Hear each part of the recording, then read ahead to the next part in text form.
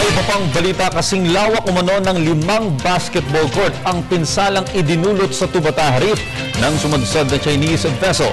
Kaya't pamahalaan hindi papayagang makaligtas pa ang mga sumira nito. Para sa detalye, balita mo kami, Rob. Nakakulong at nahaharap sa kasong poaching ang mga Chinese nationals na lula ng vessel na sumadsad sa Tubataha Reef. Sa pangalawang pagkakataon, muling nasira ang mga bahura sa Tubataha na isang World Heritage Site. Hindi naniniwala ang mga militar sa rason ng mga nahuling Chinese poachers na napadpad lamang ang kanilang barko sa teritoryo ng Pilipinas. Ngunit ayon kay Western Command spokesman Major Oliver Banaria, ang naturang fishboat ay may karampatang instrumento na makakapagtukoy sa kanilang lokasyon. Inamin pa ng mga nahuling Chino na nanggaling sila sa Indonesia at Malaysia.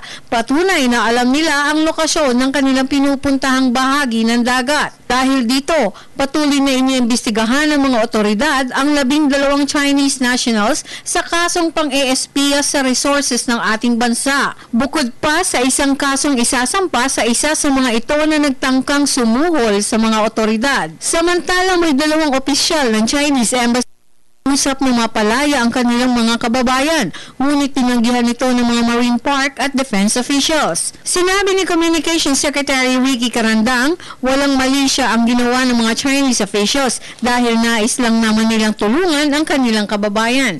Pero sa panig naman ng Pilipinas, ginagawa lang din natin ang trabahong ipatupad ang batas. Kaugnay nito, sinimulan na rin ng Philippine Coast Guard Extraction Team ang trabaho para maalis sa lugar ang barkong Ming Long Yu.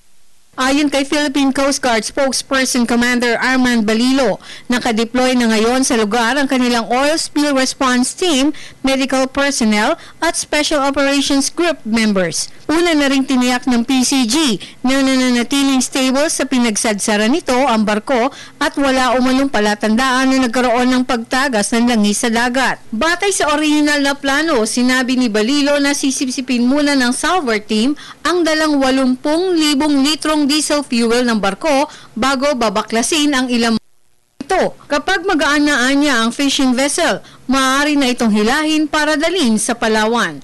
Nag-uulat para sa Telebisyon ng Bayan, Roby Cerezo.